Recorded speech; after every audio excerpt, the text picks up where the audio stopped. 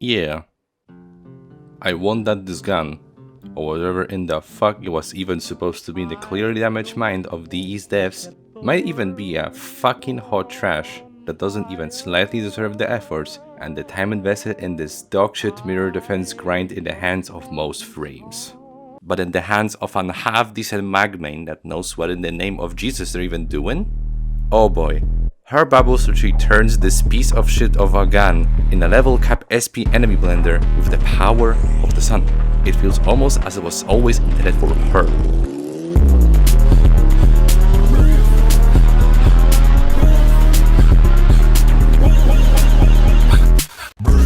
I was bored by the shit, made a billion. Now fuck that bitch, I need a trillion.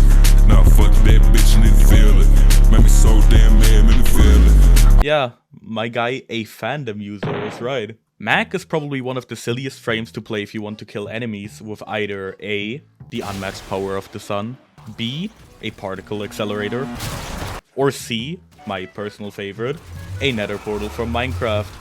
Or you can also be the dollar store Limbo in the lobby that makes your teammates' bullets magically disappear. You know, there's a reason why I play solo, actually. Anyways, this is somewhat of a guide, I think? It's more of a showcase on how I play Mag personally, aka sit in the corner and rot, also showing a bunch of silly stuff. I'm still going to try my best to explain everything in a decent way, but I'm not gonna include math big time. Some numbers, yes, but there's actual guides on Mag, and those people have an actual brain instead of me. So I'll dumb stuff down a lot, since this is more of a shitpost than anything, to be fair. But at the same time, I still want to keep it somewhat informative. Also, thanks to my beloved Florida man for giving me the initial idea to make this video, and featuring me in his video on Punch Through. Very nice. Too bad that now it's my time to ruin everything you said by just straight up yapping about Mag. Anyways, let's just look at her abilities and get started already, otherwise I'm gonna fucking talk forever. Her first ability is called Pull. Believe it or not, it pulls enemies that are in your line of sight, right in front of you. Kind of crazy if you consider it's called Pull, right?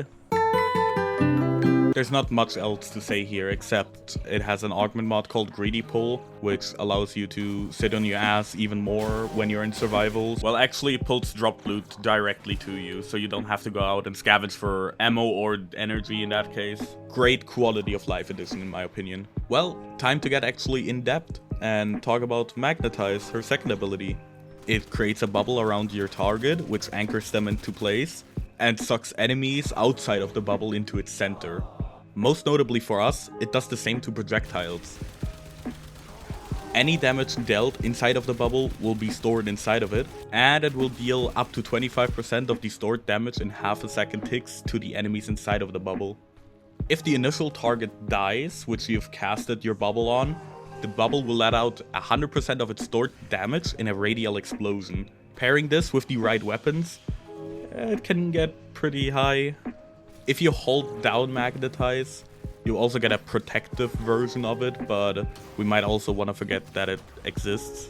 If you hold Magnetize down, Mag will create a magnetic field around herself, which absorbs projectiles and throws it back at the enemies in a 120-degree cone. Yeah, I mean, forget about it. But we got another augment mod, Magnetized Discharge. It allows for manual detonations of the bubble by recasting the ability on an active magnetized bubble. Enemies hit by the detonation have a 50% chance to be disarmed. Passively, it also increases magnetized range by 45%. Moving on to Polarize. Polarize emits a pulse that expands outwards. Enemies hit by the pulse will have their shield drained based on how much ability strength you have. Enemies with armor will also have their armor permanently drained in the same way, with additionally suffering true damage equal to the amount of armor drained. Allies that come in touch with pulse will have their shields restored, also based on your ability strength. Another silly thing is that drained enemies will drop a Polarize shard, which can last up to 30 seconds, with a 50% chance to drop a second shard. Mag can pick those up and they will start orbiting around her. They are basically tiny weapons, which deal guaranteed status procs in the form of slash and puncture damage to enemies. The damage of the shards also scale with the amount of shields and armor drained from the enemies. Augment time! Counter pulse! Counterpulse will jam enemy weapons and disable robotic enemies for up to 4 seconds when hit by the pulse. While being a really good augment mod, I don't really see a use for it outside of Steel Path. But once you get there, Counterpulse can actually be really great to have. Her 4th ability, Crush, picks up enemies, folds them together, and makes them go boom, as I like to say it. It may not have the biggest damage output, but that's completely fine, since we use it for a different reason anyways. Enemies that survive Crush will be knocked down to the ground for a second. Additionally, it will restore your own and allies' shield to a maximum of 75 shield per Crush tick relative to your ability strength. The special quirk of Crush is that it has no line of sight checks whatsoever, aka it goes through walls and is only limited to your ability range. Essentially, you want to use Crush for either crowd control or shield gating, and it does an amazing job in both cases. You suddenly run out of shield, you press 4, you're fine. How fine you'll be is kind of dependent on how many enemies are around you, but in either way you can just shield gate. In terms of crowd control, it gets even better with its augment mod. Fracturing Crush increases Crush's casting speed by 50%. The armor of surviving enemies will be lowered by 75%, also relative to your ability strength, which allows for full armor strips at only 134 ability strength. On top of that, it will also root your enemies in place for up to 7 seconds. This includes enemies with Overguard and also Acolytes, for example. With all of that said, fuck off. Mag is basically a less crazy version of Sea-Moon from JoJo, and you can't even fashion in a way that resembles Sea-Moon. DE, please fix, I beg you. Jokes aside, Mag is in my opinion the best starter frame you can pick, as her kit is just perfect for early to mid-game gameplay. And at best, she only lags behind in one-on-one situations, but for general gameplay, she's the most fun crowd control frame to play for me, and also one of the strongest in terms of CC. The only frame that gets close to her in terms of crowd control is Limbo really, but yet again I don't want to spend 5 semesters studying Limbo just to play him alright. Trust me, my buddy Sci-Fi Freak, he tried, he mains Limbo, I'm a lost cause. And with all of that said, let's take a look at builds, shall we? Starting off with something for early game.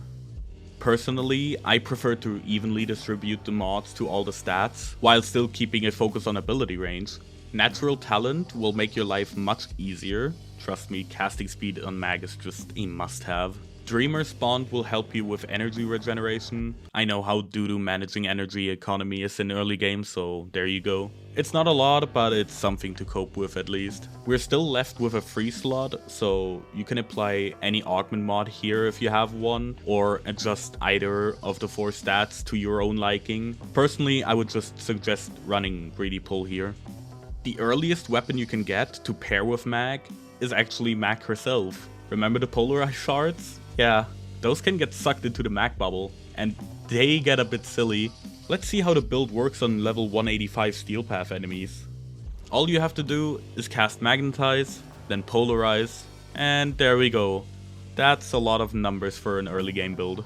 Thank you Flash Damage and your stupid broken nature. Not to forget that Polarize armor strips and that the shards basically have infinite punch through, which allows for multiple hit registrations. Don't worry about that just yet.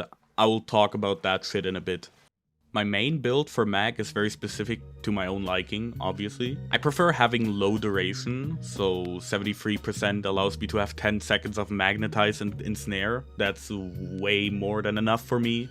A tiny sprinkle of efficiency, since I tend to spam abilities like Pull and Crush when rushing into crowds, so yeah, kind of needed for me. Lots of ability range for Magnetize, obviously, and 194 ability strength, amplified by Growing Power and Mold Augmented for a total of 269 ability strength, which allows me to restore 67 shields per crush tick. Primed Sure-Footed in the Axolotl slot for a massive DPS increase, obviously. Nah, just kidding. I just like having knockback resistance when I play Endurance. Primed Redirection slapped on top just to ensure those 2.5 seconds of shield gating. And yeah, Polarize is subsumed for Ensnare to deal with Acolytes easier. Quick look at the Archon shards, they're straightforward. 3 red ones for ability strength and 2 yellow ones for casting speed. That's it. And now that I've already mentioned the devil's name, we might as well wanna talk about the Tenet Arcoplasma a bit, cause this gun also gets quite silly with the mag bubble. Wait, did I say silly? I mean it's a fucking death ray. Let's slow down the footage and look at it again. Oh, look at this.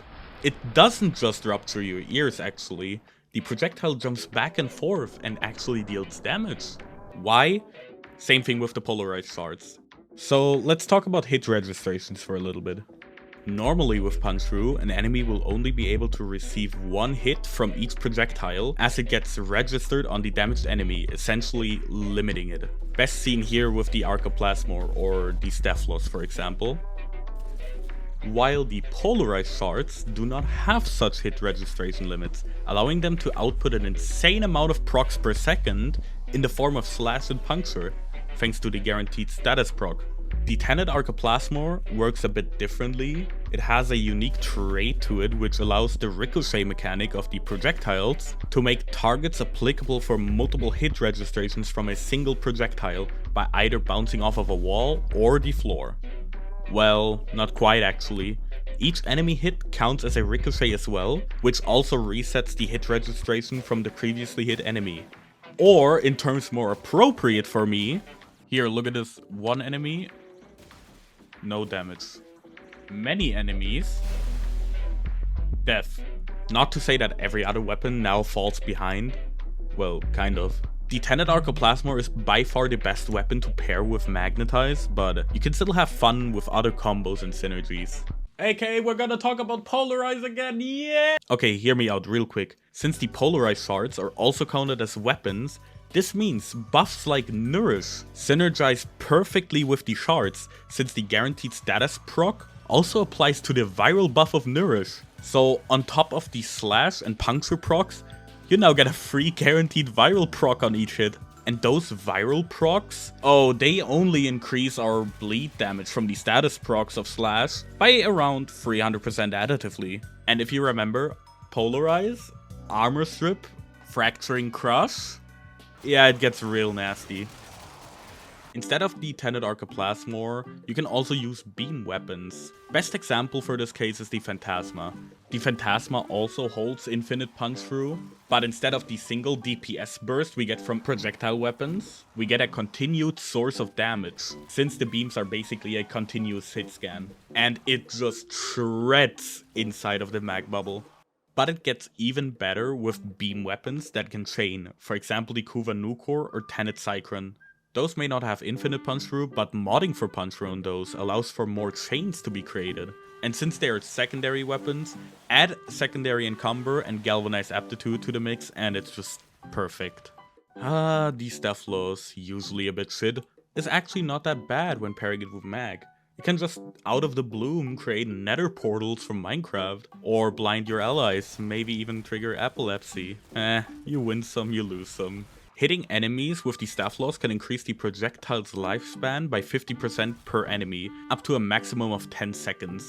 Downside here is that you must be close to your bubble to deal damage, since the Staphylos still has an insanely high linear damage fall off.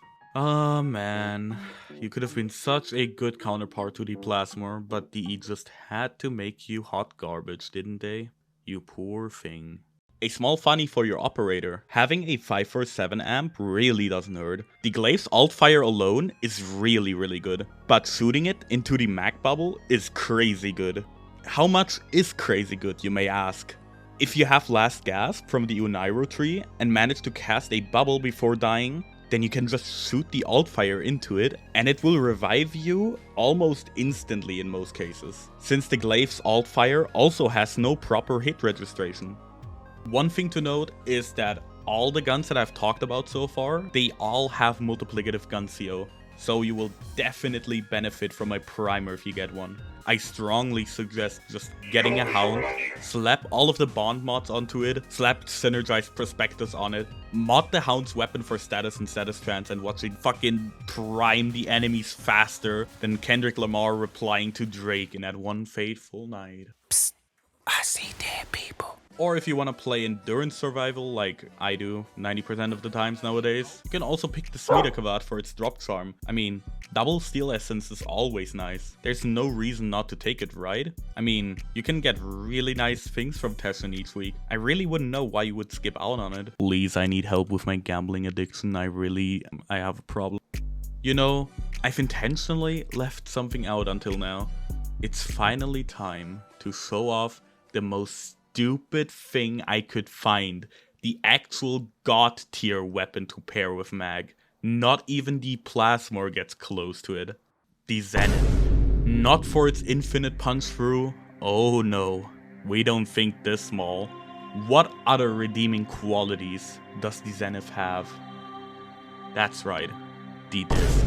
Yes, the disc that deploys when switching into semi-auto mode. Because in reality, it's not a disc. No. The last time I checked, a disc looked something more like this. Now look closely. It's a Beyblade.